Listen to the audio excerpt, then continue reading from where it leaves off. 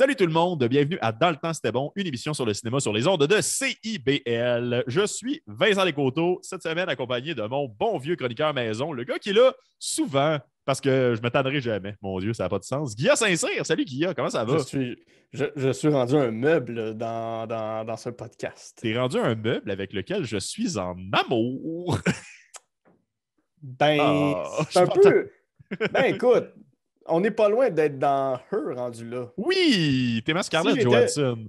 Ben oui, si j'étais une intelligence artificielle, je ferais l'amour avec plein de gens dont toi. Ah, ben let's go. J'ai pas hâte à la conversation, effectivement, tu m'annonces. Tu as quand même couché avec 8752 personnes tantôt. Mais j'ai très hâte qu'on parle de. Voyons, ça, c'est Spike Jones, si je me souviens bien. Oui, oui, c'est Spike Jones. Oui, ouais, effectivement. J'ai hâte qu'on parle de Spike Jones, mais j'ai très hâte de voir le dernier de Paul Thomas Anderson aussi. Excuse-moi, Joaquin Phoenix m'a Oui. fait penser à ça. Qui paraît, Licorice Pizza. il paraît que c'est un de ses meilleurs. C'est mon réalisateur préféré. Je ne sais pas si je te l'avais déjà dit Ah en ouais. passant. Oui, ouais, définitivement. C'est très dur pour moi répondre à cette question-là. J'ai probablement plusieurs réalisateurs préférés pour plein de raisons, mais en termes de celui qui fait le plus de films, qui le font le plus de bien, Mhm. définitivement, ce gaillard-là, j'ai une admiration sans borne pour l'artiste qu'il est. Mais parlant d'admiration sans borne, qu'est-ce qu'on fait cette semaine, mon bel ami Guilla? Nous faisons un épisode hommage. Ce ne sera pas une rétrospective de sa carrière ni de tous ses films, mais on va rendre un vibrant hommage senti à cet énorme réalisateur qui était Jean-Marc Vallée. Juste dire était, ça me chagrine énormément. Mhm. Jean-Marc Vallée qui est mort en 2021, le 25 décembre, donc le jour de Noël. Euh, donc, c'est ça. On va parler de lui, de l'impact qu'il a eu sur nous, Effectivement. de comment certains de ses films ont pu résonner chez nous, de comment il a pu même, je ne sais pas dans ton cas, mais même comment il a pu nous influencer en tant qu'artiste. Absolument, absolument. Ben, en fait, c'est une raison aussi pour laquelle je voulais le faire avec un ami, en plus d'être un meuble duquel je suis en amour. J'ai une franche amitié pour toi. Non, mais je tenais à faire cet épisode-là. Je vais laisser un peu de poussière retomber. Peut-être pas en parler Mhm. le lendemain matin pour bien mousser ce Dead Celebrity Money. Oui, oui, parce que ça C'est ça? fait là, ça fait un mois. Là, on Ça peut fait dire que effectivement, quand ça pas va tout à fait au jouer. moment. Oui, c'est ça, pas tout à fait au moment où on enregistre, mais quand Mhm. ça va jouer, oui. Et ce que je voulais faire, en fait, c'est je voulais parler de ce réalisateur-là parce que c'est un peu l'essence du podcast, en fait, l'idée qui a mené à la création de ce projet-là. Mais je voulais qu'on ait un peu cette espèce de dernière conversation qu'on aurait pu avoir sur Jean-Marc Vallée s'il Mhm. était en vie, en fait, tout simplement. C'est un de ces réalisateurs-là que j'aimais bien, comme ramener dans la conversation à savoir, mettons, qu'est-ce qu'il a fait récemment, qu'est-ce qu'il a fait que j'ai trouvé important, pourquoi il est important. Puis, je trouvais que c'était la meilleure façon de rendre hommage à sa vie, tout simplement, que d'avoir une bonne et franche conversation sur pourquoi ce gars-là mérite d'être discuté de plutôt Ouais. que d'autres. Donc, oui, pour ceux qui ne savaient pas, ben, vous venez de tomber en bas de votre siège d'auto, mais Jean-Marc Vallée est décédé. Il se passait bien des affaires dans le monde à ce moment-là. Fait que peut-être que cette notif Hey, d'actualité. je veux juste Oui. savoir avant qu'on entre, ben, commençons par la fin, malheureusement, mais Mhm. comment tu l'as appris, comment tu l'as vu qu'il était décédé? Parce que j'ai l'impression que tout le monde, ça nous a frappé de plein fouet. Oui, moi, je l'ai su. C'est ma mère. C'est ma mère, Monique OK? Brochu, qui m'a envoyé la nouvelle. C'est particulier parce que c'est généralement quelque chose qui me tape un peu ses nerfs. Genre, ma mère m'envoie les nouvelles. C'est quelque chose qu'elle fait assez fréquemment. Puis OK. elle n'est pas tout le temps bonne à le faire. Tu sais, c'est arrivé 2 fois qu'elle m'envoie la météo. Vraiment pas de contexte, vraiment juste il fait 22. J'y ai Au moins, répondu il là. faisait 22. Oui, oui, non, il faisait 22, effectivement. Ça, je le savais. Par contre, j'ai un sens de la température et un thermomètre chez nous. Fait que j'y ai répondu l'heure. Je me disais que du tac au tac, c'était la chose à faire. Mais on a cette petite relation-là dans la vie, moi et ma mère, mais je continue de checker l'actualité qu'elle m'envoie parce que des fois, elle m'envoie quelque chose qu'effectivement, je n'ai pas vu passer. Puis, ben, c'est ça avec mon algorithme. Puis tout, j'avais plus des nouvelles de COVID, puis essentiellement de comment ça se passait avec les variants dans le bout du 25, puis de comment si les bars allaient comme continuer d'ouvrir ou si ça allait se fermer. Des affaires plus par rapport à ma job en tant que tel. Fait que Mhm. Jean-Marc Vallée, c'était passé en dessous du radar, même si j'aime bien le cinéma. Puis c'est ma mère qui m'envoyait ça en 2 nouvelles de point de presse de François Legault. Puis ça m'a vraiment entré dedans. Je me souviens que je prenais une marche, puis j'avais froid, ça me faisait mal sortir mon téléphone. Puis ça fait, ça fait encore plus mal que la Mhm. température, mon doux Seigneur. Puis après ça, elle m'a dit qu'il faisait moins 15. Fait que... Bon, écoute, pour tourner le fer dans la plaie. Oui. Moi, je me souviens, dans le temps des fêtes, je suis allé voir mes parents à Gatineau. Et le 25 décembre, ils m'ont ramené chez moi. Mhm. Euh, Puis j'étais dans un drôle d'état d'esprit parce que je m'étais rendu compte que j'avais oublié mon ordinateur chez eux à Gatineau et n'ayant pas de voiture et de moyens de transport à ma disposition pour retourner à Gatineau. Ma mère m'a juste dit, ben, je vais le mettre sur FedEx. Puis j'étais comme, Ah! bon, ben, hope for the best. Là, je me voyais, ben là, j'ai comme pas 2000$ pour me racheter un autre ordinateur. Fait que, qu'est-ce que je vais faire pour les prochains mois si je perds mon ordi? Mhm. Fait que j'étais déjà dans un espèce d'état très stressé, très sur les nerfs, très sur les dents. Et Mhm. comme tout bon garçon dans la trentaine qui est fortement célibataire, qu'est-ce que je fais le soir? Je regarde mon téléphone à 2 pouces de ma face. Et pendant que je regarde mon téléphone, pour je regardais genre The Office pour juste me rendre heureux d'avoir oublié mon ordinateur. Pendant que je regarde The Office, je vois la notification qui apparaît autour d'à peu près 1 heure du matin, peut-être même 2 heures, je ne sais plus, peut-être minuit, je ne me rappelle vraiment pas. Puis je vois ça, Jean-Marc Vallée, réalisateur de Crazy, Dallas Buyers Club, Wild et nombreuses séries télé, est décédé à l'âge de 58 ans. Oui. Puis je me souviens avoir dit à voix haute, non, non, non, non, non, non, non, non, non, non. C'était peut-être le 26 décembre, je ne me souviens plus exactement la date qu'on l'a appris, Mhm. mais vraiment d'être dans un état de, ben non, ben non. Je, je, Je je- confirme que c'est le 26 qu'on l'a appris. Il est mort pendant la OK, nuit du 25. c'est ça, OK. Puis je voulais pas que ce soit vrai. J'étais comme, ça me tente pas que cette nouvelle-là arrive en ce moment. Mhm. Puis là, j'ai commencé à regarder sur les réseaux sociaux, puis j'avais l'impression que tout le monde était debout Mhm. à ce moment-là parce que tout le monde ne parlait que de ça. Il était minuit, puis tout le monde écrivait quelque chose sur Jean-Marc Vallée. Puis je suis comme, mais ça arrive jamais qu'on est sur Facebook à minuit, puis qu'il y ait une avalanche de témoignages aussi prenants. Mhm. Euh, Puis ouais, ben comme bien du monde, j'ai décidé de me retaper Crazy, que j'avais pas vu depuis de nombreuses années. Mhm. Euh, Puis quand le film commence avec le personnage, c'est pas Zach, oui, oui, Zach, qui est joué par Marc-André Grondin, qui dit depuis ma naissance, j'ai toujours détesté Noël. C'est comme si cette phrase-là prenait un nouveau sens, et que ça m'a. Déjà ça, j'ai été bouleversé. Déjà ça, j'avais les larmes aux yeux, parce que je me Mhm. disais, ça, c'est pas prémonitoire, c'est impossible, mais ça a de l'air prémonitoire. Ouais. Ah, Fait ouais, que ça m'a, ouais. Fait que ça a été un drôle de décès à vivre. Euh, j'ai jamais rencontré là, Mhm. Jean-Marc Vallée, mais l'automne dernier, je m'étais rendu à Rouyn-Noranda pour Mhm. le magnifique festival du cinéma international de l'Abitibi-Témiscamingue. Mhm. Et entre les projections, il y avait des segments de gens qui rendaient hommage au festival et à l'histoire. Puis un de ces témoignages-là venait de Jean-Marc Vallée OK. parce qu'il est allé souvent, il a souvent présenté des films. Je pense que même ses premiers films ont été projetés à Rouyn-Noranda. Mhm. Même ses courts-métrages, tout ça. Il y a toujours eu le soutien de ce festival-là. Mhm.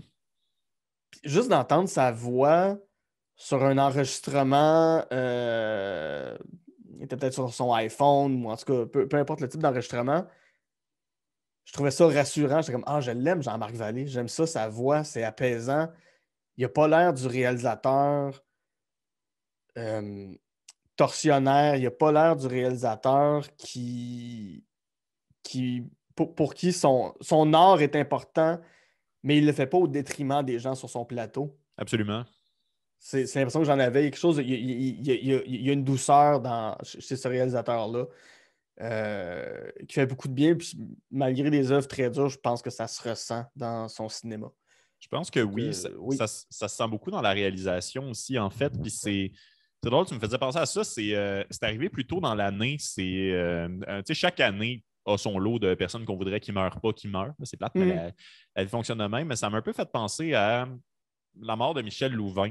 Ça t'a peut-être rejoint comme un peu moins, mais comme il y a une espèce de sincérité, en fait, de tout simplement quelqu'un de fondamentalement agréable, de fondamentalement gentil. Tu sais, on entend tellement de choses ces temps-ci à propos de genre nos stars peuvent être des monstres. Il y a tellement d'histoires qui sortent que quand il y a quelqu'un vraiment bien qui était capable de rester intègre et intéressant et gentil et agréable pour tout le monde du début à la fin, puis là, c'est fini. Tu sais, je sais pas, ça prend une espèce de mesure, en fait, pas juste en termes d'importance, mais en termes de genre, on n'aura plus la chance de recroiser cette personne-là. Puis j'ai l'impression que les gens se sentaient interpellés par ça. Tu sais, on y reviendra peut-être un petit peu plus tard, en fait, parce que quelque chose que je ne veux pas faire, c'est qu'on fasse, comme tu l'as dit, une rétrospective de tous ces films. Je n'ai pas nécessairement le goût qu'on parle des films dont on s'est moins intéressé, peut-être des dernières années ou des premières années, ou ainsi de suite.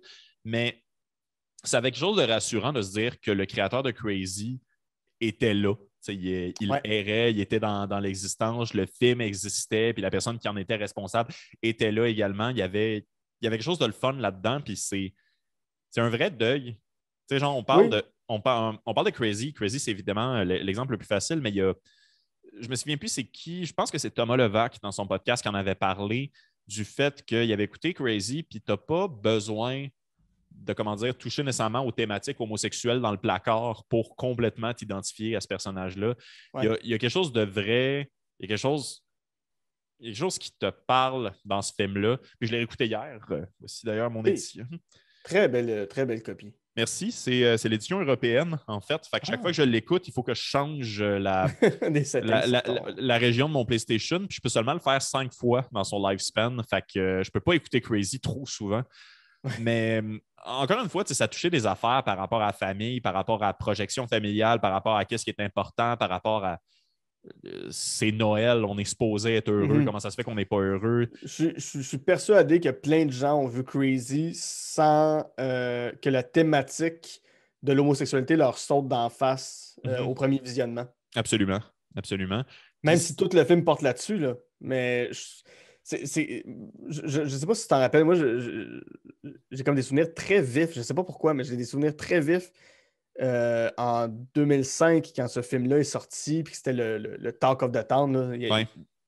Le Québec ne jurait que par Crazy et tout le monde s'est déplacé pour aller voir ce film-là au cinéma, mais je me souviens pas d'une entrevue ou d'un reportage de quoi que ce soit qui parle de Crazy en tant qu'un film gay. Tout le monde, c'est sur la famille. C'est un film sur la famille. C'est un film qui parle de ce qu'on est. Et ça, c'est le Québec de cette époque-là. Ouais. Mais c'est comme si tout le monde était passé à côté de la thématique principale du film. Puis même moi, d'une certaine façon, puis en le revoyant il n'y a pas longtemps, j'ai fait « Ouais, mais ce n'est que ça, le film, là. » Oui. Mais c'est ça le génie.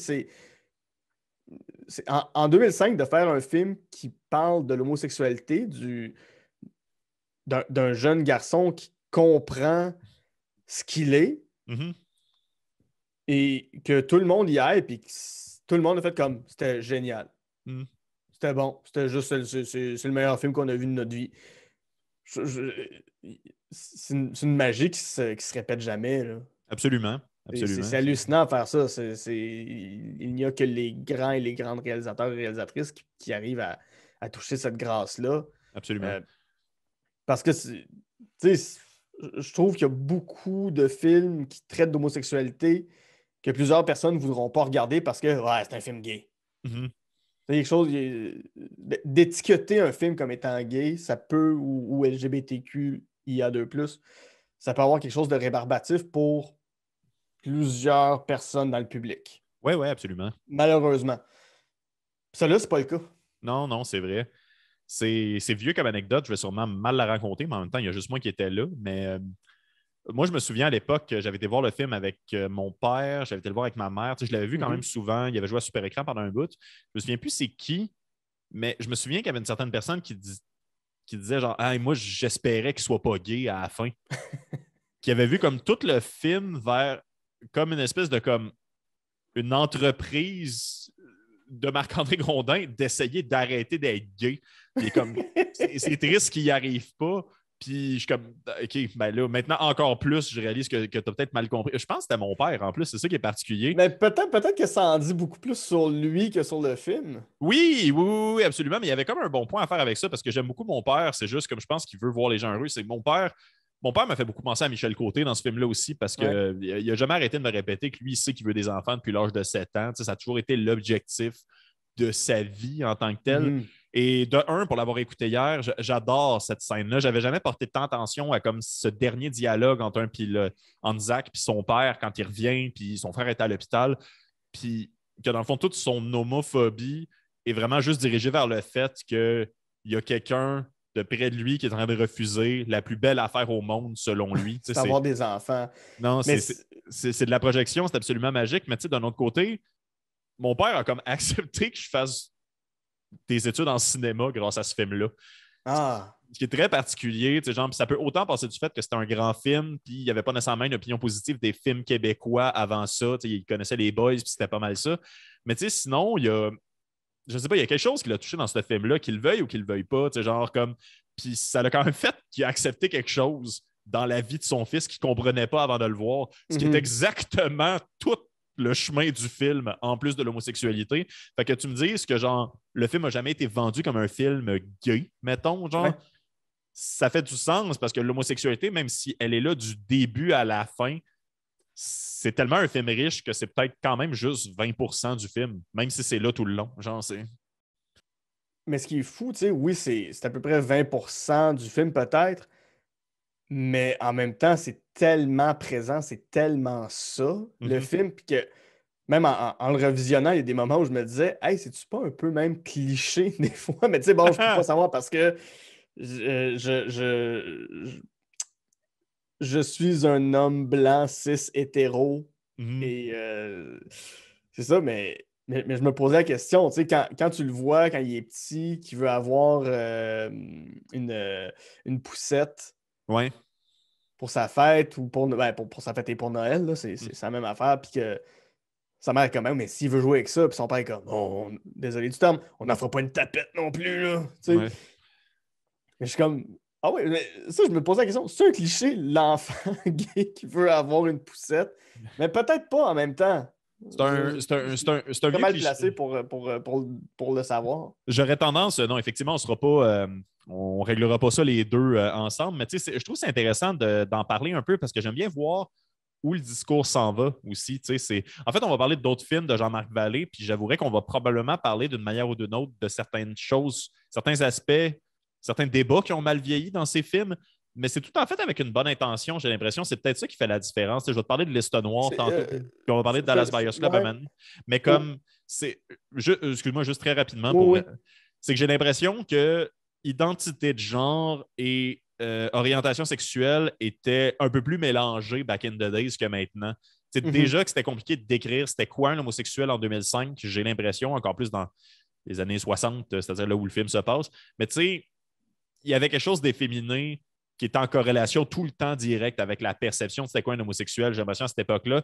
Fait que c'était comme très facile dans un film sur la famille de comme faire OK, ben le fils essayait un peu plus d'être une mère qu'un père, tu sais. Ouais, ouais, Fait que ouais. scénaristiquement, ça fait du sens aussi parce que le personnage de Daniel Prou est exceptionnel de ce côté-là. Ah, elle est fabuleuse. Mais tu sais, elle est fabuleuse, mais en même temps, son personnage, dans mon visionnement que j'en ai fait cette semaine, Mhm. il y a quelque chose d'elle qui finalement, c'est. Je sais pas si j'ai le droit de dire ça, ne m'envoyez pas des rushs si vous n'êtes pas d'accord, mais je crois pas qu'elle non plus est une mère incroyable. Non, non, non, définitivement. Je vais te Je laisser je pense que finir, les mais. deux parents, mais c'est ça la richesse du film, les deux Mhm. parents font ce qu'ils peuvent avec leur quantité phénoménale de défauts. Mais la mère, Mhm. ça m'était jamais apparu avant, mais elle est tellement pieuse, elle croit en Dieu et elle ne remet en aucune façon sa foi. Mhm. Faut prier. Puis tu sais, elle met quand même des idées dangereuses dans la tête de son fils, là. Prie pour telle personne, pense à ton nom. Puis oui, ça peut juste être des petits quirks, ça peut juste être des petites manies, mais à Mhm. force de le répéter, c'est que c'est qu'elle finit quand même, tu sais, elle y croit dans ces affaires-là de faut prier pour ton oncle. Ah, ton cousin, il saigne du doigt, il saigne du nez. Pense Mhm. à lui, ça va arrêter. Non, ton enfant n'est pas le fils de Dieu, tu sais. Il y a tout ça qui est, pour prendre un terme à la mode, qui peut devenir très toxique Ouais. dans une mère qui est hyper superstitieuse, qui met dans ses enfants Mhm. les craintes, qui met dans ses enfants ses angoisses. Ouais. C'est ce qu'elle fait beaucoup avec le personnage de Zach. Ce qui est Il y a un, qu'on peut voir ou pas chez le personnage. Mais moi, je l'ai vu. Moi c'est ça qui m'est apparu, mais quelqu'un d'autre va faire une autre lecture complètement. il y a un moment qui est très, très personnel à moi. Tu sais, je ne veux pas faire de la projection, mais en même temps, c'est mon émission de radio, je vais faire ce que je veux. Mais comme c'est. Oui. Il y a un moment, ben, c'est ça, Zach va voir un psychologue. Puis le psychologue, pour le peu de temps qu'on le voit, il est vraiment comme direct dessus. C'est comme vraiment, il Ouais. résume l'entièreté de c'était quoi le moment qui s'est passé dans le char avec l'autre garçon. Et après L'acte ça, manqué. ouais, l'acte manqué, exactement. Puis là, non, excuse-moi, c'est après la bataille. C'est après la bataille, justement, contre ce gars-là. Puis t'as juste Zach. La seule affaire qui a à répondre à cette bataille-là, c'est je ne veux pas aller au réveillon cette année. Comme vraiment, il veut juste pas, il n'est pas capable. Puis la mère d'une shot, a fait comme ben non, Noël, c'est en famille. Quand il y aura Ouais. l'âge, il fera ce qu'il veut, mais pour l'instant, Noël, c'est en famille. Puis moi, j'ai un gros problème avec les réveillons en général. C'est vraiment des expériences comme demandantes, genre comme je vais faire de l'angoisse avant Noël. C'est vraiment le moment qui me stresse le plus dans l'année en général. Ne serait-ce que pour avoir à répondre des questions que j'aime pas avoir ces discussions-là en général, que ce soit professionnel ou personnel ou par rapport à des débats de société. Genre, j'ai pas envie, en tout cas, bref, pour plein de raisons, puis je sais que je suis pas tout seul non plus, mais tu sais, Mhm. le fait que c'est catégorique que Noël, c'est ça. Ou Ouais. même quand le frère est problématique, puis il vient de dire à sa blonde, genre, assis-toi, femme ta gueule, t'as l'air d'une vraie folle. Tu sais, elle, sa réponse à ça, c'est Noël, c'est fête, on peut-tu juste être bien? Genre, il y a beaucoup de refoulement dans elle, mais je pense que c'est peut-être la raison pour laquelle tout le monde s'est identifié autant à ça, c'est que nos parents sont pas parfaits. Tu sais, nos parents, Ouais. c'est des humains aussi, puis comme dans leur façon très, très défaillante, pour vrai, Michel Côté et Daniel Proulx, ils font ce qu'ils peuvent. Ils Oui, font oui, c'est tellement ça. ce qu'ils C'est ça. peuvent. C'est ça. Puis je te dirais, même le revoir maintenant, je comprends un peu mieux certaines affaires chez mes parents, pas par rapport aux parents dans le film, parce que eux, techniquement, sont nos grands-parents. Mais les enfants qui élèvent, qui sont des baby boomers slash X, là, pas mal sur la ligne entre les deux, là, Xoomer, mettons. Là. Ouais. C'est tout le côté plus. Euh, on veut être des rebelles, mais c'est quand même avec des valeurs conservatrices. On veut remettre en question le modèle établi, mais on va le reproduire de l'autre côté quand même, tu sais. Absolument. Euh, Puis, ouais, dans la famille Beaulieu, il y a bien des affaires que j'ai haïes de cette famille-là. Mais les affaires que j'ai haïes, c'est les affaires que j'ai haïes dans ma propre famille. Ouais, je comprends. C'est carrément ça. C'est génial d'avoir autant mis le doigt sur quelque chose. Mhm. Ma mère m'avait parlé de ça, excusez, là, ça a tombé personnel, c'est mon juste de podcast-là, mais comme elle avait un frère, en fait. Elle avait un frère comme Raymond. Oui. C'est vraiment comme ça. Il est mort tôt d'ailleurs. Il ressemblait vraiment beaucoup à Raymond. Je ne rentrerai pas dans les détails. Là. On salue Bernard de son prénom. Mais comme c'est quelque chose qui arrivait, puis mon père m'en a déjà parlé aussi, en fait, de c'était quoi quand lui arrivait d'un réveillon. C'est niaiseux, Mm. mais tu sais, c'est cette espèce de moment-là. Je suis sûr que tu l'as déjà vécu dans un groupe de travail ou dans une classe ou à l'école ou comme quand soudainement, comme tout le monde est un peu sur le qui-vive parce que quelqu'un est rendu là. Tu sais, Ouais. genre, moi, une affaire, ça m'a profondément troublé aussi. C'est pendant le mariage, à la fin, où ce que genre, là, tout le monde a fini de taper sur son verre avec les traditions de mariage. Partons-moi pas là-dessus non plus, là, mais c'est puis là, genre, ils ont fini de s'embrasser, mais il y a juste lui qui ne comprend pas ce qui se passe, qui est encore en train. Puis il faut que Zach embarque avec lui. Il faut le valider. Il faut que ce gars-là qui est loud puis dérangeant, il faut que tout le monde le suive à quel point il est dérangeant plutôt que de le confronter parce que ça ne marche pas. Tu sais, c'est la job de tout le Mhm. monde de compenser pour ses lacunes. Genre, c'est. Vas-y. Ouais, pour ce genre d'oncle ou cousin ou frère-là, Mhm. l'image que j'ai dans le temps des fêtes, c'est. J'ai l'impression qu'il faudrait. Tout le monde en a peur, mais tout le monde doit avoir du respect pour lui parce que c'est supposément la famille. Puis l'image que j'ai à chaque fois, c'est il faut le respecter comme s'il avait sauvé un enfant de la noyade, mais il faut le craindre comme s'il allait leur noyer après. Ouais, ouais, c'est Fait que bon, ça. l'espèce d'ambiguïté de. Tu sais, ne dis pas à ton oncle qu'il est raciste quand il dit quelque chose de raciste parce que, hey, c'est Noël, on peut-tu avoir du plaisir? Lui, il ne me fait pas plaisir en ce moment avec ses remarques racistes, mais Ouais. moi, je n'ai pas le droit de dire qu'il Mhm, est raciste parce que moi, de dire ça, ça remet quelque chose en question. mhm. Puis c'est moi qui n'est pas correct de faire ça. Puis dans Crazy, il y a tout à fait ça. Il y a tout à fait ça. Absolument. Une scène que j'adore, c'est la scène où finalement, c'est ça, Zach lui lance son verre de vin d'en face, qui pourrait être un fantasme, là, je n'irai pas exactement là, mais je vais me plaire à croire que ça arrive pour vrai, parce que tu le vois dans l'expression de Marc-André Grondin, ça, c'est un autre fantasme que ça Oui. fait des années que ça niaise, là. Mhm. Puis ça se Mais, passe. mais Zach vit beaucoup dans la projection aussi. Oui, oui, oui, ben, littéralement, si tu veux qu'on reparte sur l'homosexualité du début à la fin, c'est ça, là, mais c'est. Oui. Puis j'adore ça, puis ça s'enchaîne avec une scène de sexe très rapide avec sa conjointe, comme si, genre, comme ça l'avait turn on, puis je sais pas. Sa blonde qui est très androgyne aussi. Oui, oui, aussi, définitivement. C'est plate, je l'aimais beaucoup, cette actrice-là, puis elle a eu des petits rôles, troisième rôle secondaire dans Minuit Soir, puis je sais pas ce qu'elle est devenue, mais Mm. on te salue, chum. Mais. Mais ouais, je sais pas, il est capable. Je vais peut-être rameuter ça sans nécessairement, on peut prendre le temps qu'on veut, évidemment, mais Crazy, il s'est passé quelque chose avec Jean-Marc Vallée dans ce film-là. Ouais. Il était important déjà avant dans la sphère du cinéma, mais il a touché quelque chose avec ce film-là. Il a touché quelque chose pour toujours. Tu sais, Mhm. c'est un film qu'on va encore enseigner dans les classes bien des années après le décès Ouais. de Jean-Marc qui a eu lieu là. Genre, C'est que c'est rare dans le cinéma québécois d'avoir réussi à faire un film aussi. C'est pas une histoire personnelle, ça lui appartient pas. C'est basé sur la vie d'un autre auteur dont le nom m'échappe, mais je le retrouverai plus tard. C'est-tu le deuxième Euh, scénariste ou ouais. ça se peut. Ça, d'ailleurs, il y avait des gens très désagréables la journée de la mort de Jean-Marc Vallée qui Je étaient pense que c'est comme François. François Boulet. François François. Boulet. Oui, oui. Bon, c'est basé plus sur la vie de François Boulet que celle de Jean-Marc Vallée. François Boulet est homosexuel. Puis pour avoir fait une entrevue un moment donné avec lui, il a dit, tu sais, c'est son vécu que Jean-Marc Vallée a si bien porté à l'écran. Mhm, Euh, mais ça reste que pour Jean-Marc Vallée, j'ai l'impression que c'est très personnel. Et les films qu'il a fait avant, mhm. Liste Noire, puis il y a un film anglo-canadien, Il y en a, américain. il y en a fait plusieurs, en fait. Il a quand même une longue carrière, mais il a fait beaucoup de clips, en fait, dans les années Ouais. 80. Liste Noire, c'est son premier long métrage qui est intéressant parce que c'était une exploration de la sexualité et des enjeux de pouvoir, en fait. Puis Mhm. moi, je trouve ça très le fun. Premièrement, ça a été refait aux États-Unis. Ils ont fait un remake du film Ah Liste Noire ouais. qui s'appelle La Liste, qui est pas très bon, mais comme c'est juste le fun que ça ait comme eu assez d'attention pour dire hey, bon Effectivement. flash, Jean-Marc, let's go.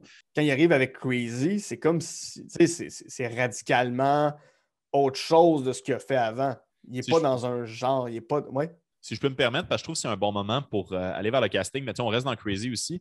C'est Jules Verne, c'était en 2000. Il y a 5 ans où il ne s'est rien passé, en fait, où à la limite, il travaillait sur autre chose. Mhm. Mais si tu checkes le casting, pour commencer, celui qui joue Zach quand il est enfant, c'est son fils. Fait que déjà là, on est comme très dans l'artisanal, en fait, très Ouais. dans on va faire quelque chose entre nous, puis ça va être bon, puis ça va être senti. J'ai vérifié en fait parce que ça m'intéressait, je ne m'étais jamais renseigné sur la carrière de Marc-André Grondin.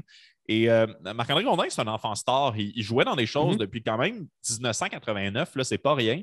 Puis il a pris une Ouais. longue pause pour faire ses études, en fait. Puis son retour à l'écran en tant qu'adulte, c'était crazy. Fait qu'il y a, je sais pas, il y a une espèce de comme une maturité nouvelle de quelqu'un qui a quand même de l'expérience devant la caméra qui revenait. Tu as Daniel Proulx qu'on connaissait beaucoup pour Cornemuse back in the days, genre. Oui, ben, pour Cornemuse, pour les plus jeunes, mais tu sais, elle avait déjà une grosse carrière. Là. Elle était dans Les Héritiers du Val, elle a fait un paquet de choses. Oui, non, non, elle a toujours Euh, joué en tant que telle, mais tu sais, je veux dire, en termes de comme personnage marquant, on la connaissait beaucoup dans ces années, peut-être comme plus télévisuellement pour ça. ouais. Michel Mais Côté, même ça. Oui, Michel Côté, est-ce que je me trompe si il faisait beaucoup plus de la comédie avant de faire Crazy qu'après? oui, ouais, ça, je confirme. T'as Tu sais, c'est raison. Cruising Bar, c'est La Petite Vie, Mhm. euh, ben, euh, euh, Brou. Oui, oui, Oui, oui. juste ces trois affaires-là. Pour toujours. Ben, tu sais, Brou, c'est déjà, tu viens de meubler 2700 soirs dans la vie de Michel Côté. Là, C'est ça. Non, non, mais oui, oui, tu as raison. Il a vraiment été ailleurs, mais j'ai vraiment l'impression qu'il a été dans un senti. Tu sais, genre, je pense que c'est un père, je pense il est aimant, je pense qu'il est passionné. Puis, tu sais, ça a beaucoup teinté sa carrière, en fait, par la suite. Il a fait tellement de drames, dont le délicieux Ma fille, mon ange. Puis, Ah, ouais, mais c'est pas de sa faute, là. ouais, non, on n'ira pas là, mais Seigneur. Ouais. Mais ouais, non, non, c'est ça. Il y a beaucoup d'affaires. T'as Marie-Lou Wolfe, je sais que c'est moins bien vu en parler maintenant, mais genre, c'est elle qui joue la cousine, qui est un tout petit rôle, mais un rôle marquant. Sortait de Ramdam dans ces années-là. Fait que tu sais, je sais pas, il y a une espèce de. C'est pas au hasard, mais avec le recul, c'est facile de dire que c'était sûr que ça allait marcher parce que tout le monde avait du talent, mais il n'y avait pas Mhm. tant de preuves que c'était une bonne idée d'engager tous ces gens-là. Je pense qu'il y avait Ouais. une vision, puis je pense qu'il y avait quelque chose de. Il y a un sentiment qui était derrière ça qui est extraordinaire. Mhm. Donc Ben, Michel Côté, c'était déjà une valeur sûre. oui, Mais effectivement, à l'époque, c'est je la pense, seule grosse vedette, la grosse tête d'affiche, un peu Daniel Proulx, comme tu dis. mais c'est pas lui qui porte le film. Tu sais. Michel Côté n'a pas Ouais. un. On dira ce qu'on voudra, mais il y a un rôle secondaire quand même là-dedans. Là. Mhm. Il apparaît autant que Raymond rendu là. Là puis, d'ailleurs, ça, je pense que c'est Pierre-Luc Gosselin, son nom. Ça, Je vais vérifier. Soit ça, soit Pierre-Luc Briand. Pierre-Luc Briand. Oui, Pierre-Luc Briand. Quel extraordinaire rôle écrit sur mesure pour lui. Ça en est devenu difficile de voir quelqu'un d'autre pour de Oui. vrai. Je l'ai vu pas récemment, mais dans le film Le Démantèlement. Puis il joue Mhm. une espèce de propriétaire de logement locatif poche, mais Ouais. extrêmement honnête puis extrêmement empathique. Puis c'est très beau qu'est-ce qu'il dit au personnage principal, mais je suis comme j'ai constamment l'impression que tu vas y péter à la gueule. Tu vas te sauver avec son. Je suis désolé, Pierre-Luc. Moi, je l'aimais beaucoup quand j'étais petit, Pierre-Luc Briand, pour un film qui s'appelle Tirelire, Combine et compagnie, un film des productions de la fête avec Vincent Bolduc. Let's Et, go. c'est deux petits gars qui se partent d'une entreprise et il y a une séquence où il va au pawn shop vendre le collier de sa mère Ah là là. parce qu'il a besoin d'argent. Bon C'est. film, Oui, oui, des belles absolument. valeurs, des belles notions. Moi, je l'aimais beaucoup dans Mathusalem 2. Oui, Il jouait Picard, oui, effectivement. le méchant du village où les gens sont méchants. Ouais, ouais, ouais. Puis ça a l'air du gars le plus doux sur la terre. Je veux dire, il est en couple avec Isabelle Blais depuis X nombre d'années. Ah, Il y a juste.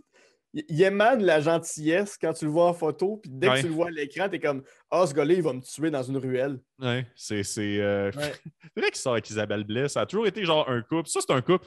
Des fois, je sais pas si ça fait ça, mais genre, comme je vois du monde en amour, puis je suis comme, ouais, ben Oui, oui. oui, c'est ça. Il a l'air wholesome pour être dans les potins, là, Non, non, non, c'est ça. Non, non, faire mais plaisir au jet set. j'aime l'amour, là, c'est assez officiel. Ben là, si 7 jours n'est pas au courant qu'ils sortent ensemble, je veux dire, arrêtez votre lockdown puis augmentez votre monde parce que les recherchistes dorment sur le gaz. Là.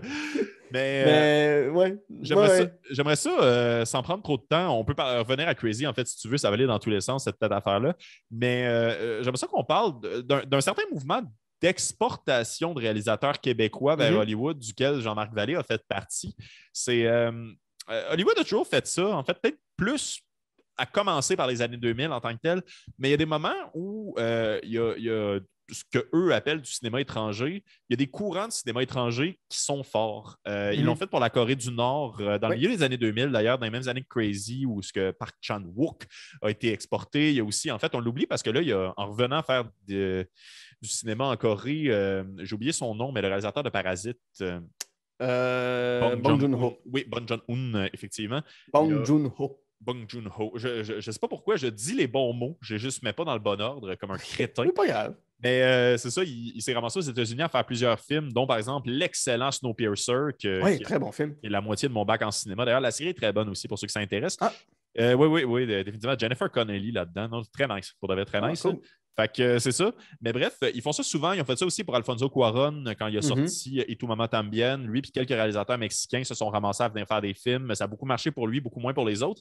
Et bref, Jean-Marc Vallée Et je pense qu'il était plus responsable que Denis Villeneuve à cette époque-là. Grâce à Crazy, c'est ramassé à se faire exporter à Hollywood puis se faire donner des chances. Qu'est-ce que tu veux dire, plus responsable? Je pense que Crazy a été reconnu à Hollywood plus que Incendie. En fait, OK. je pense que c'est ça. En fait, ce qui s'est passé, j'ai oublié le nom du quatrième, malheureusement, son nom m'échappe, mais c'est. Il y a eu Ken Scott qui est Il y allé a aux eu États-Unis. il y a eu Ken Scott, mais il y a un autre gars qui s'est ramassé à faire un film avec Bryan Cranston puis quelqu'un C'est d'autre. pas Kim Nguyen. Oui, oui, oui, OK. effectivement, Ben, c'est ça. c'est comme les trois qui ont été nommés pour des Oscars, puis Ken Scott qui était comme devenu une valeur sûre pour bien des affaires, là. Ouais, mais Ken Scott, c'est devenu une valeur weird. Je sais pas si tu as regardé sa Ouais. filmographie récemment, mais genre comme là, on va faire une version française de La Grande Séduction. Il Ah, ils l'ont fait. re-réalise. Ah, Seigneur. Mais genre, Non, non, non, il l'a pas réalisé. Il l'a pas réalisé. Non, non, c'est ça. Il l'a juste écrit en tant que tel, mais tu sais, il a quand même re-réalisé Starbuck, qui était Ouais. correct, mais tu sais, je veux dire, j'avais Oh, pas c'est une besoin de ça une deuxième fois. Avec Vince Vaughn, genre, mais Starbucks, je pense que c'est le film québécois qui a été le plus refait dans le monde. Je pense sérieux? il y a quelque chose comme 12 adaptations de Starbucks. Ben, je suis content qu'il y ait un. Et, et il y a comme 3 ou 4 adaptations de la grande séduction. C'est incroyable le nombre de fois que des gens ont fait Ah, c'est bon ce qu'il fait lui, on va le faire. Mais c'est des grands films, c'est des méthodes quand même très, très claires. Tu peux les faire un peu n'importe où puis les adapter. Fait que, tu sais, oui, ça fonctionne. Mais Ken Scott n'a pas été reconnu justement comme j'ai le goût d'aller vers Denis Villeneuve et Jean-Marc Vallée comme Mhm. faisant du Mais grand cinéma. ce que je Vas-y. trouve intéressant, je peux me permettre une petite parenthèse sur l'exportation des réalisateurs québécois aux États-Unis.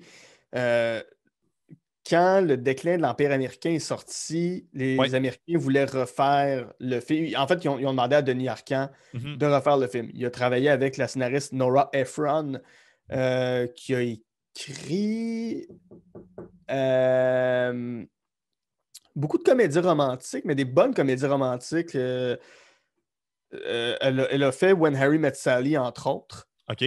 Très, très bonne comédie romantique. Puis il a travaillé avec elle. Puis je pense qu'à un certain point, même Denis Arcand était censé faire Sleepless in Seattle, OK. Wow.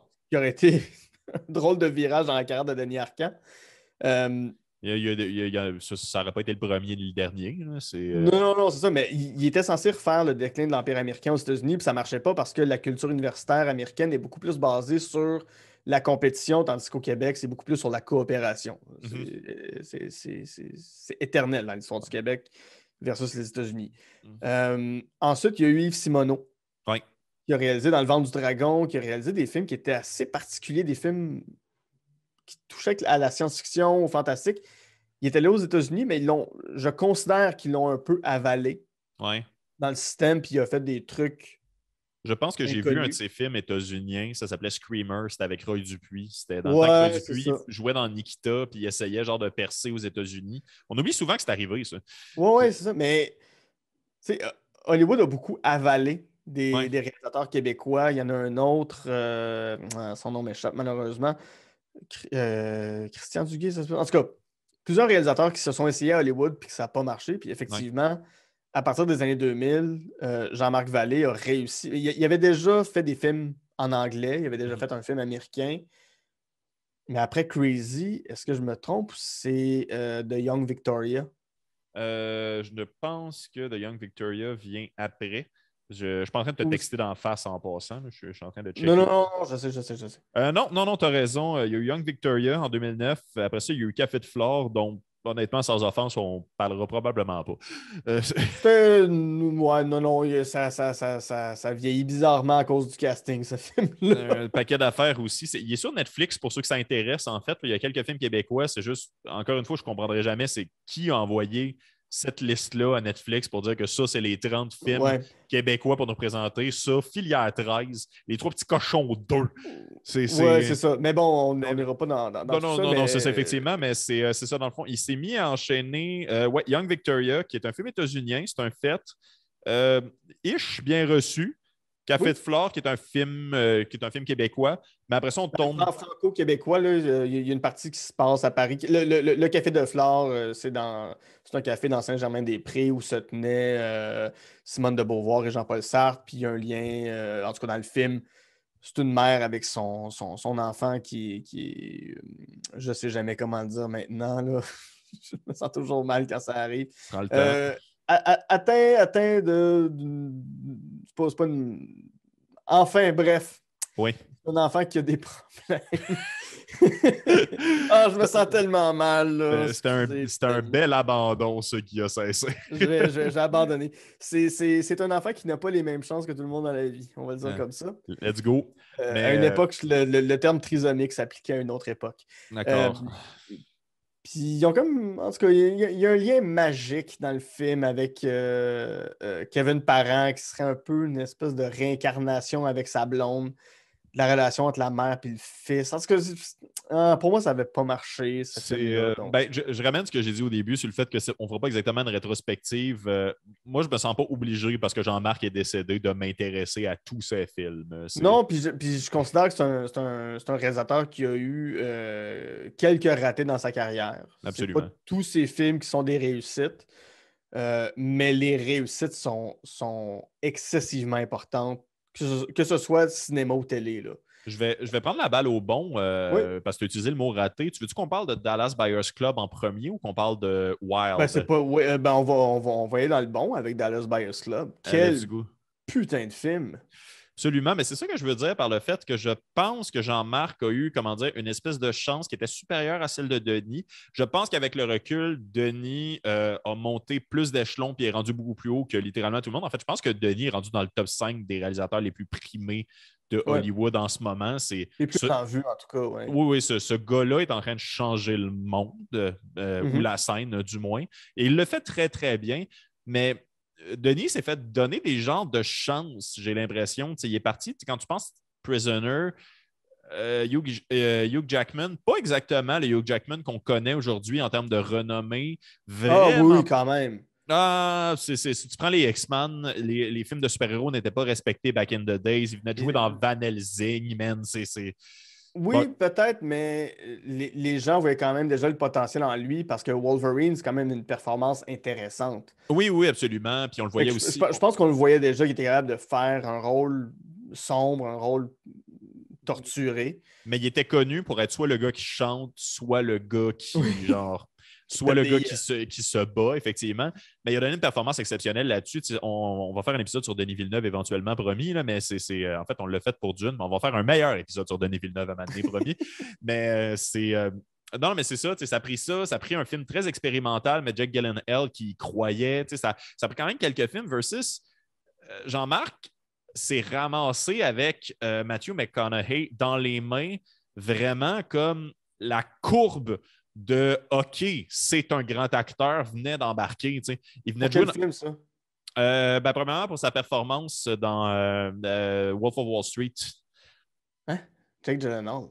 Non, là, je suis en train de parler de Matthew McConaughey. Là. Matthew McConaughey, OK, excuse-moi. Je sais pas pourquoi j'avais Jake Gyllenhaal dans la tête. Parce que j'en ai parlé très rapidement pour dire que il a quand même fallu que des acteurs, des grands acteurs fassent confiance à Denis pour des projets expérimentaux avant qu'on se mette à lui donner énormément d'argent pour faire des grands films qui sont supposés rapporter beaucoup d'argent. Oui, OK, parfait. Jean-Marc s'est ramassé avec Dallas Buyers Club, qui est un bijou, qui est un très bon livre aussi en tant que tel, qui est une belle histoire, qui est un sujet extrêmement sensible. Puis avec des acteurs dans lesquels on avait confiance. Techniquement, c'était plus une recette pour le succès, j'ai l'impression, dans Dallas Buyers Club que les autres réalisateurs québécois et les projets qu'on leur a mis entre les mains à ce moment-là. J'ai l'impression que c'était le chouchou de ce mouvement d'exportation-là. Ce qui est une autre chose qui était méritée. Et je vais te dire des affaires négatives. Ceci n'est pas une émission de radio sur le cinéma pro Jared Leto. Ça a déjà été dit, on le redit, mais tout le monde s'est donné dans ce film-là. On ne peut vraiment pas leur enlever ça. Quelle performance brave. Je pense que Matthew McConaughey se faisait découvrir pour sa série True Detective, qui était considérée comme très bonne. Il venait de faire une très brève, mais très forte apparition dans Wolf of Wall Street. Je pense même... Attends, Wolf of Wall Street, c'est 2013. Oui. 2014, Dallas Buyers Club aussi. Oui. C'est la même année. Il a gagné pour Dallas Buyers Club. Mais c'est l'espèce de virage de Matthew McConaughey qui est devenu un acteur important ou qu'on a compris que c'était un bon comédien puis qu'on voulait plus juste le caster dans des rôles de douchebag ultra bronzé à Miami. C'est bizarre en fait parce que ça maintenant je pense que c'est plus possible, mais les années de 2000 à 2010 spécifiquement, c'était des années où deux acteurs pouvaient se ressembler beaucoup trop. Puis c'était correct. Il allait quand même avoir une carrière, mais il allait avoir le même genre de carrière. Je ne sais pas si tu me suis. Il y De a, qui tu parles? Matthew McConaughey puis puis Hugh Grant. Hugh Grant. Je Je trouve trouve que ça ressemble. Oui, oui, terriblement.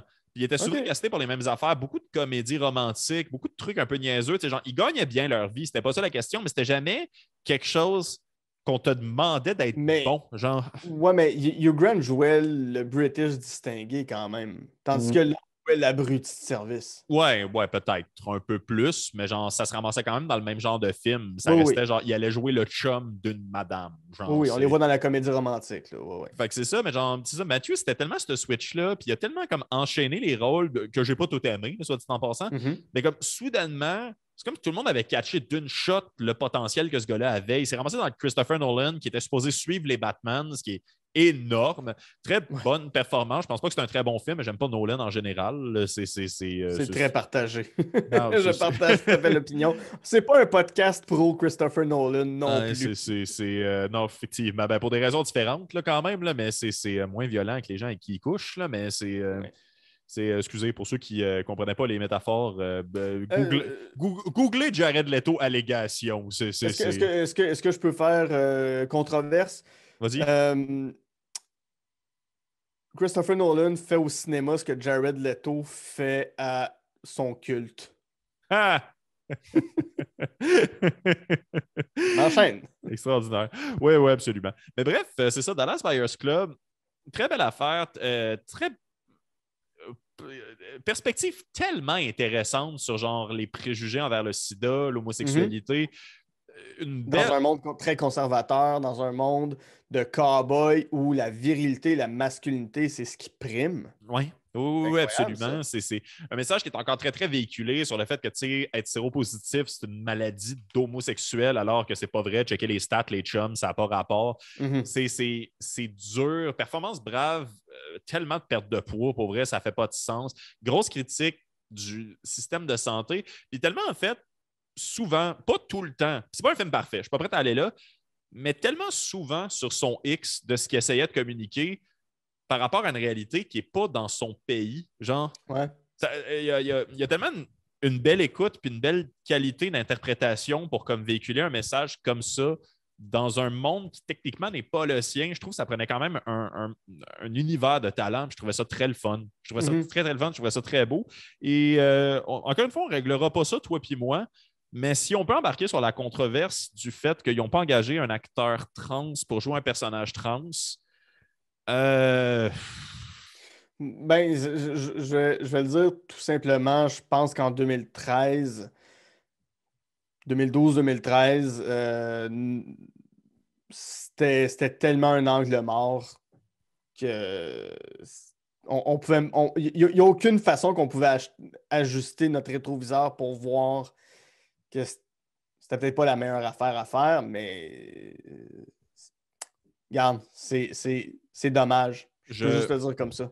je pense que cette controverse a été utile à faire avancer le débat, effectivement, parce que ça a Hmm. été. Après ça, je veux dire, il y a des grands acteurs, des grandes actrices, peu importe ton genre ou ton origine, ou en fait, c'est ça, quoi que ce soit. Puis je suis pas en train de défendre le truc. Puis parce que l'affaire, c'est que je pense que Jared a quand même fait une bonne job. Ça donne que c'est un humain que je déteste. Il a fait une bonne job. Fait que je pense que le film est bon au final. Et c'est ça qu'on va retenir comme étant genre une bonne chose.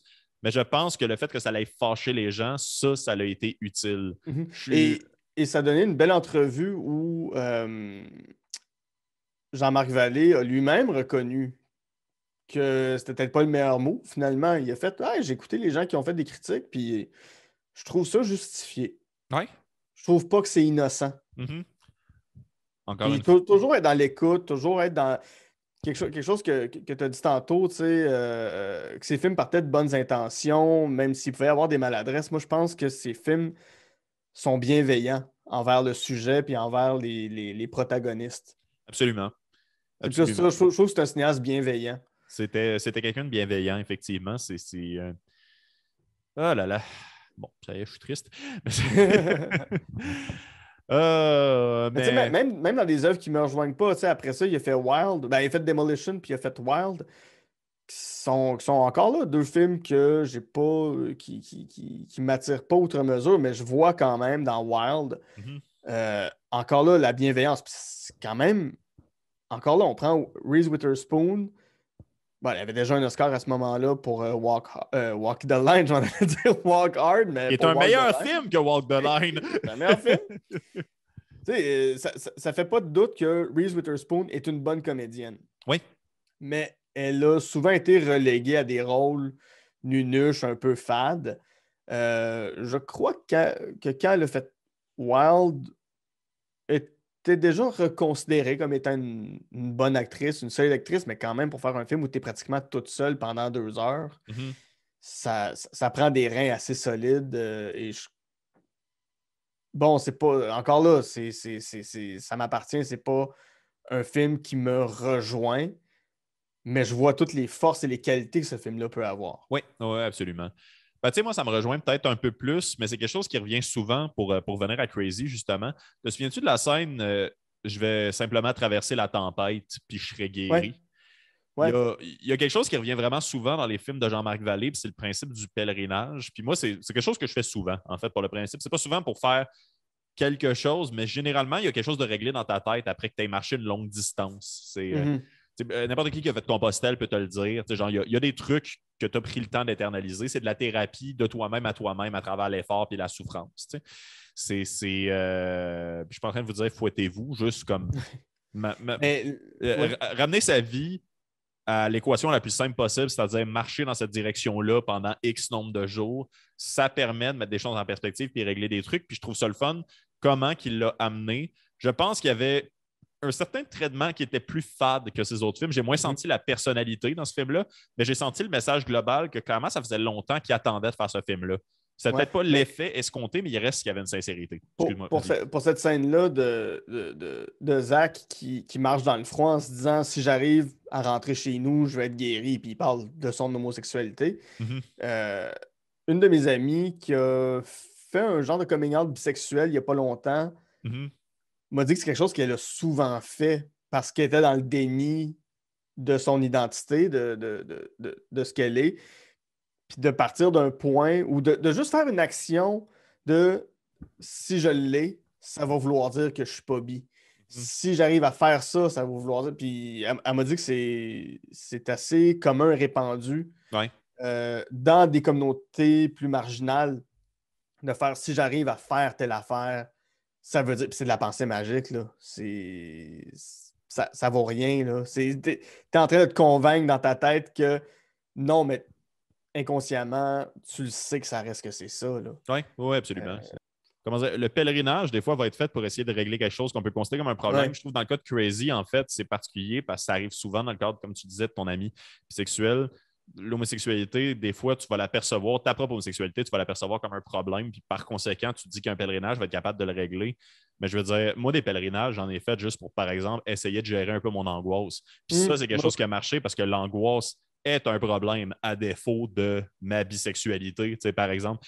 Et j'ai été capable de régler une partie de ça en faisant ces pèlerinages-là parce que essentiellement, je me suis juste magasiné du temps d'introspection. Et dans Mhm. Wild, pour venir à ça, c'est pour ça que je trouve que somme toute, c'est Oui. bien représenté. C'est ça qu'elle a fait. Elle est toute seule pendant 2 heures, mais elle marche, puis elle ne se drogue pas et a réussi à faire quelque chose d'impressionnant, quelque chose duquel elle peut être fière. Ouais. Dans ça, genre, fait qu'au final, elle ressort de ça plus forte, en forme, satisfaite de quelque chose avec comme juste la distance entre elle et la drogue pour possiblement être capable de continuer ça. Et ça, je trouve que c'est quelque chose de le fun. C'est quelque chose de tangible, en fait, dans le monde des dépendances, de juste accomplir quelque chose puis que ce soit rendu ça ta vie. Là, je tombe dans autre chose. Ça se peut qu'on refasse une parenthèse de 10 minutes que je vais décider si je la garde au montage. Mais tu sais, je parlais avec mon bon ami Pierre-Bruno Rivard récemment. Ouais. Pierre-Bruno Rivard qui est sobre depuis 10 ans. Mhm. Et oui, oui, absolument. C'est ça. Puis quelque chose qui parle, c'est la plupart des gens sobres font full de sport. Parce que Ouais. généralement, une dépendance, ça fait partie de ta personnalité, genre une personnalité addictive. Il faut que tu la compenses avec autre chose. En Ouais. fait, tout simplement. Il faut que tu remplaces ça par autre chose. Et je trouvais que c'était une belle représentation de la dépendance, avec des petits clichés, tu sais, mettons, genre trop de flashbacks dans un motel avec genre comme j'ai fait le sexe et les substances illicites, genre. Mhm. Mais je sais pas, je trouve que ça avait quelque chose de tangible sur c'est quoi arrêter d'être un toxicomane. Là. plus que Dave Godet à Oui. TVA. Excusez. Oui, oui, oui.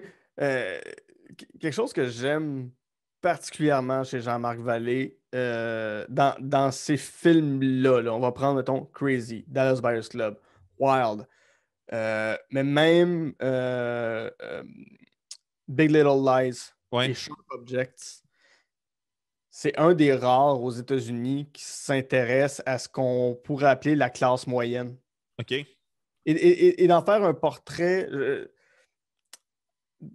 C'est pas un portrait qui glorifie, c'est pas un portrait qui diminue ce que c'est dans la classe moyenne. Ils sont dedans. Tu sais, aux États-Unis, ils sont souvent dans l'extrême. C'est soit des gens très riches. Mm. Mettons, Scorsese fait des films sur des gens très pauvres qui deviennent très riches. Ouais. Il n'y a pas d'entre-deux. Mm-hmm. Mais tu sais, Crazy, c'est une petite famille de Rosemont, là, dans les années 60, 70, un peu 80. C'est pas une famille riche. C'est pas une famille qui crève de faim dans Schlaga Maisonneuve. C'est pas les bougons. C'est du quotidien. C'est une perte pour le cinéma. Oh oui. Oh oui, définitivement. Ces films-là, mais Jean-Marc, c'est une énorme perte pour pas juste le cinéma, mais pour la télévision, pour les arts, ben, énormément pour le Québec, pour le Canada, même aux États-Unis. Donc, voilà. Si je puis me permettre, par contre, je pense pas qu'il y a eu une mauvaise vie. Non, au contraire. On n'a pas les détails de tout ça, mais comme oui, c'était jeune, 58 ans, mais je pense qu'il est mort dans son sommeil. Il a fait un arrêt respiratoire, essentiellement. Quelque chose comme ça, ouais. Ouais. Fait que c'est. Je sais pas, là, je ne vais pas m'avancer sur la qualité de la mort à Jean-Marc, mais comme. Je sais pas, dans l'ensemble, il n'y a pas. J'espère qu'il regrettait rien parce qu'il en a fait beaucoup du temps qu'il était là. Fait que, Puis, tu sais, même si tu as eu des trucs qui ont moins marché, que tu as eu certaines ratées, tu sais, si tu te retournes de bord et que tu vois le poster de Crazy dans ton rétroviseur, là, tu as fait la meilleure affaire. yes. Voilà. Et je sais que le film, je sais que le podcast s'appelle Dans le temps c'était bon, mais Crazy, ce sera toujours bon. C'était dans le temps, c'était bon. Bonne soirée. On se revoit la semaine prochaine. Ciao. Merci, Guillaume. Plaisir. Yeah.